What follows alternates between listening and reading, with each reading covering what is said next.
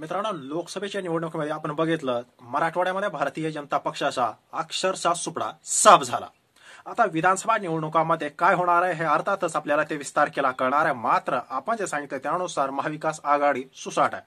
मात्र मुद्दा येतो मराठवाड्याचा. 2 दिवसापूर्वीची मला वाटतं ही गोष्ट आहे. एका पत्रकार परिषद होती. सभा संपल्यानंतर काही पत्रकारांनी पंकजाताई मुंडे यांना घेरलं.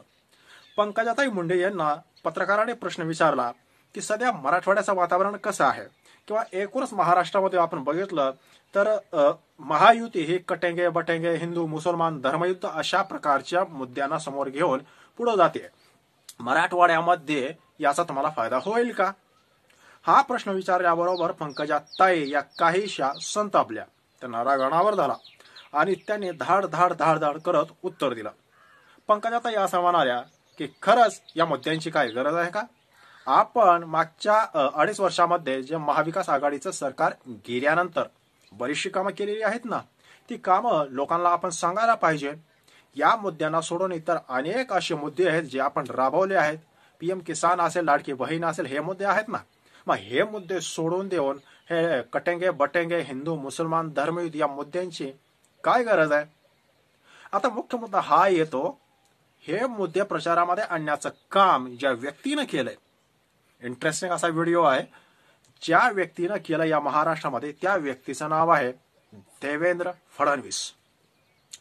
इंटरेस्टिंग गोष्ट अशी आहे की भारतीय जनता पक्षाला या गोष्टीची पूर्ण कल्पना आहे की प्रॅक्टिकल मुद्द्याची चर्चा जर झाली तर आपला सुपडा साफ होणार आहे.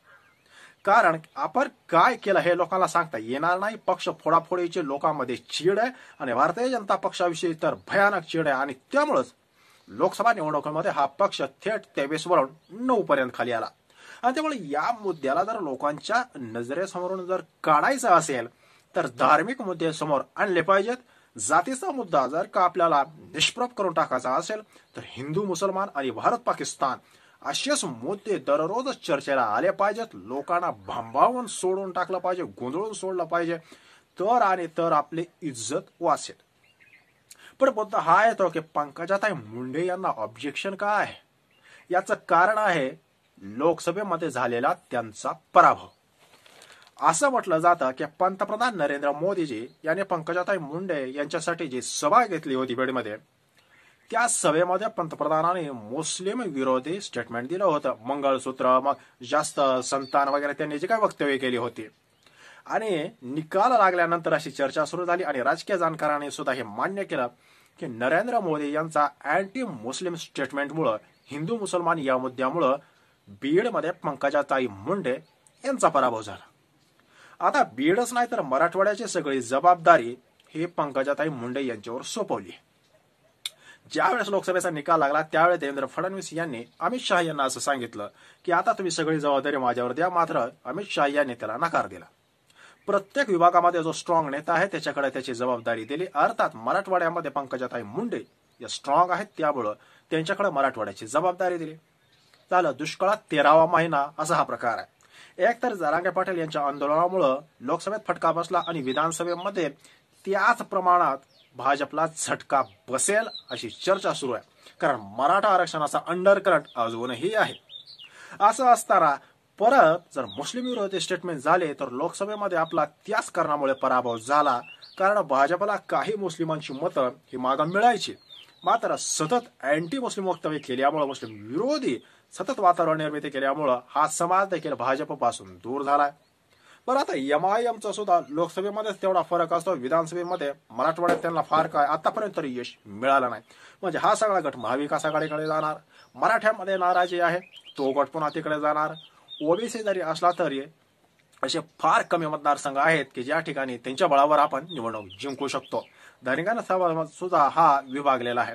मग असं असताना जाणीवपूर्वक अँटी मुस्लिम वक्तव्य करून परत आपल्याला अडचणीत आणलं जात आहे का, अशी सुद्धा शक्यता पंकजाताई मुंडे यांच्या पुढे निर्माण झाली आहे. आणि त्यामुळे निकाल जर का लागला, पंकजाताई मुंडे यांना हे कळून चुकलंय की मराठवाड्यामध्ये मराठा आरक्षणाचा फटका बसेल, मुस्लिम विरोधी जी का स्टेटमेंट झाली त्याचाही फटका बसेल, सोयाबीनचा भाव कोसळलाय त्याचाही फटका बसेल, कर्जमाफीचा निर्णय होत नाही त्याचाही फटका बसेल. या सगळ्या गोष्टीचा जर विचार केला तर निकालानंतर अर्थातच त्याचं खापर जे आहे ते याच मुद्द्यावर फोडलं जाणार आहे. कारण अशी चर्चा आहे की मराठवाड्यात भारतीय जनता पक्षाचा सुपडा साफ होण्याची शक्यता असून जवळपास 3 ते 4 फार फार तर 5 आमदारापेक्षा एकही आमदार भाजपचा येणार नाही. आणि त्यामुळं परत लोकसभेला जसं मुस्लिम विरोधी वक्तव्य केल्यामुळं फटका बसला, त्याच मुद्द्यांचा त्याच कारणांचा फटका यावेळेस बसेल. आणि त्यामुळे निकाल लागल्यानंतर भाजपनं नको त्या मुद्द्यांचं, काही नेत्याने नको त्या मुद्द्यांचं मार्केटिंग केलं. हिंदू मुसलमान धर्मयुद्ध, भारत पाकिस्तान यासारखे मुद्दे विनाकारण आणले, मूळ मुद्दे बाजूला गेले आणि त्यामुळे आम्हाला फटका बसला असं बोलायला पंकजाताई मोकळ्या. त्यामुळं एक प्रकारे पराभवाची भीती या सर्व प्रकारामधून दिसून येते. बाकी तुम्हाला काय वाटतं? मराठवाड्यामध्ये भाजप किती आमदार निवडून येतील? कमेंट नक्की करा. धन्यवाद.